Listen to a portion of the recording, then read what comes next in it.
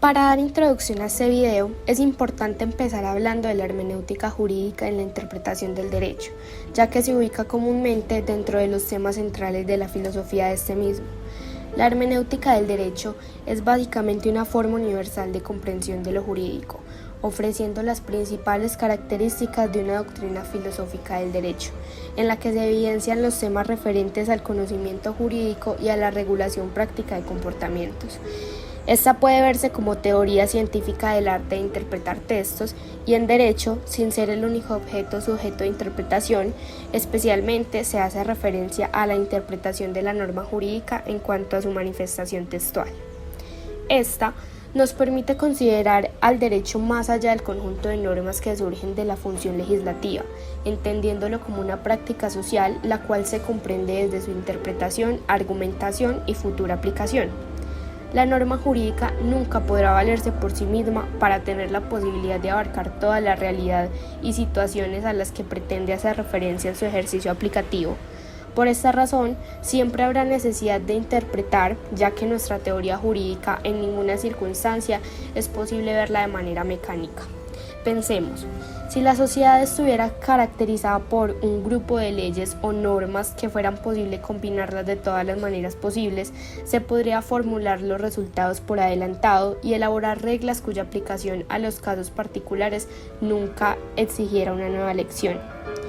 Todo podría ser conocido, es decir, el resultado siempre se sabría sin dejarle espacio a la interpretación y a las diversas circunstancias o diferencias que se presentan en el derecho.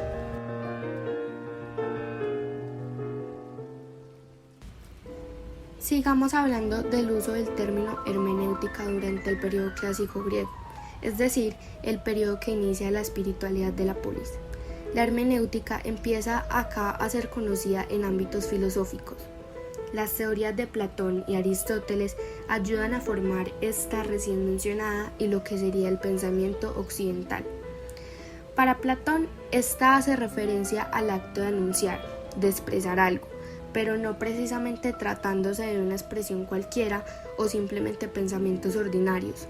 Platón intenta establecer 3 elementos de la hermenéutica integralmente vinculados entre sí, como la recepción del mensaje, la comprensión plena de su significación y la tarea de comunicación a un destinatario individual o colectivo. Y por otro lado, para Aristóteles significaría expresar mediante símbolos compuestos. Lo que se intentaba aclarar a través de estas teorías era que nadie habla o escribe emitiendo o registrando palabras sueltas independientes unas de otras. Justamente esto fue recogido y reconsiderado por la pragmática. Finalmente, si la hermenéutica equivale a decir interpretación y si interpretar es una manera de establecer implicaciones e inferencias razonables a propósito de enunciados equívocos, entonces un modo de adelantar el proceso de la interpretación consiste a partir de que no hay enunciado que se pueda entender únicamente por el contenido que propone, si se quiere comprender en su verdad. Es decir, que cada enunciado tiene su motivación y cada enunciado tiene unos presupuestos que no enuncia. A lo largo del curso podemos entender que Roma es la ciudad del derecho por antonomasia. Muchos de sus aportes siguen estando vigentes con el paso de los siglos. Es sorprendente cómo una civilización que en tantos aspectos de la vida política fueran tan anacrónicos pudiera desarrollar con tal efectividad y pragmatismo un sistema jurídico con el que tuvo en época clásica. Por eso la ciencia jurídica no podría comprenderse sin los libros que en la edad de oro de la jurisprudencia romana se escribieron. ¿Cómo podrá ser indiferente a los colombianos al estudio de aquella legislación bajo cuya influencia han vivido sus antepasados? Durante muchos siglos, aquella que no fue traída por los colonos y adaptadas a las realidades sociales de esta región. Afirmando lo anterior, es obvio que pensar que Roma fue también la que dio los primeros aportes relevantes respecto a la interpretación de las normas. Estos aportes fueron obra de los jurisconsultos, quienes basaban sus conceptos en la dialéctica. Más específicamente, se puede entender que es la base del fundamento jurídico romano. Es la disciplina filosófica por excelencia, sin la cual, según Cicerón, no es posible distinguir el género y la especie de cada cosa ni explicarla a la luz de definiciones ni dividirla en sus partes ni juzgar cuáles son sus verdaderas y cuáles falsas ni distinguir las consecuencias ni ver las contradicciones y separar las ambigüedades. La dialéctica es tan importante ya que es la antigua ciencia del lenguaje, que incluye la teoría de los enunciados, del razonamiento y de la argumentación. ¿Qué puede entenderse por neoconstitucionalismo? El neoconstitucionalismo es la nueva figura de una nueva cultura jurídica. Esta consta de tres acepciones principales. Primera, el constitucionalismo puede encarnar un cierto tipo de Estado de Derecho, designando por tanto el modelo institucional de una determinada forma de organización política. Segundo, el constitucionalismo es también una teoría del derecho, más concretamente aquella teoría apta para explicar las características de dicho modelo. Tercero, por constitucionalismo cabe entender también la ideología que justifica o defiende la fórmula política, así designada. El neoconstitucionalismo como ideología presenta, primero, es aquella filosofía política que considera que el Estado constitucional de derecho representa la mejor o más justa forma de organización política. Es la objeción democrática o de supremacía del legislador. A más constitución y a mayores garantías judiciales, inevitablemente se reducen las esferas de decisión de las mayorías parlamentarias. Segundo, es aquella que pretende ofrecer consecuencias metodológicas o conceptuales, dado que el constitucionalismo es el modelo óptimo de Estado de Derecho. Al menos allí donde existe, cabe sostener una vinculación necesaria ante el derecho y a la moral, y postular, por tanto, alguna forma de obligación de obediencia al derecho. Tercera, que suele ir unida a la anterior y que tal vez podría denominarse constitucionalismo dogmático. Representa una nueva visión de la aptitud interpretativa y de las tareas de la ciencia y de la teoría del derecho.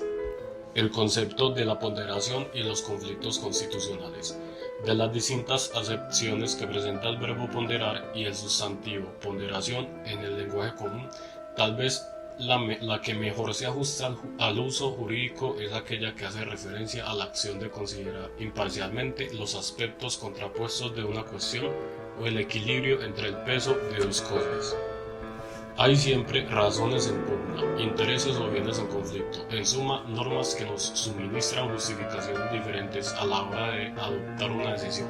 Ciertamente, en el mundo del derecho, el resultado de la ponderación no ha de ser necesariamente el equilibrio entre tales intereses, razones o normas. Al contrario, lo habitual es que la ponderación desemboque en el triunfo de algunos de ellos en el caso concreto.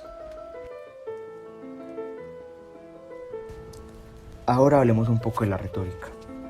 La retórica es una disciplina que proporciona herramientas y técnicas para expresarse de la mejor manera posible, de modo que el lenguaje como el discurso sean lo suficientemente eficaces para deleitar, persuadir o conmover. Como tal, la retórica, por un lado, teoría sobre la utilización del lenguaje, ya sea de manera oral frente a un auditorio, ya sea de manera escrita en un texto, o por el otro lado estableciendo un conjunto de técnicas y procedimientos de aplicación práctica que otorgan al discurso belleza y elocuencia, así como la capacidad de persuasión. La retórica se originó en la antigua Grecia, como el arte de expresarse de manera adecuada para persuadir al interlocutor.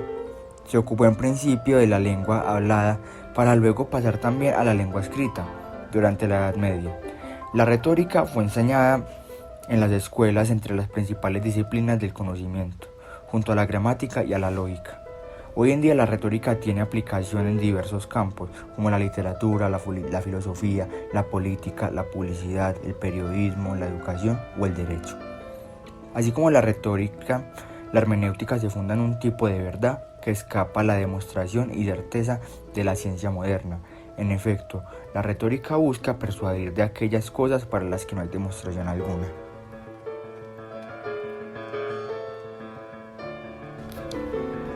Ahora hablemos un poco de lo que fueron los estados legales y de cómo empezaron a surgir los estados constitucionales.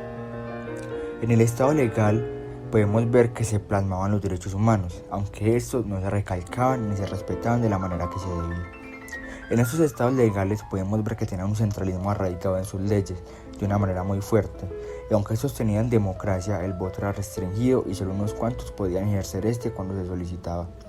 Un claro ejemplo de un Estado legal sería el gobierno de Hitler, ya que este ponía sus propias reglas en el país, y a pesar de que él cometió miles de actos atroces, la respuesta que él daba era que él estaba siguiendo la ley de su nación, la ley que su nación tenía. Luego de esta guerra vemos cómo empiezan a surgir de manera más fuerte los estados constitucionales, promoviendo en eso el respeto por los derechos humanos, creando leyes nacionales e internacionales para poder proteger a las diferentes sociedades y etnias del mundo. El 30 de agosto de 1821 es proclamada la Constitución de Cúcuta y se expide el 12 de julio. Esta se ha considerado como la primera constitución de Colombia, que estuvo vigente durante la Gran Colombia hasta su disolución en 1831. Ahí podemos decir que Colombia nace como un estado constitucional, teniendo varios cambios en toda su historia debido a los diferentes partidos políticos que existían, pasando por distintas guerras civiles debido a sus ideologías políticas, religiosas, entre otras. En todas las constituciones que se daban era una guerra por mirar qué partido político tenía la supremacía y control del país, pasando por diferentes guerras internas debido a estos actos, hasta el punto de llegar a la Constitución Política de 1991, donde se ve la prevalencia por un Estado social de derecho y una constitución que respetara el libre albedrío de la gente, tanto como en la religión como en ideologías políticas, estableciendo como prioridad el pueblo y sus derechos.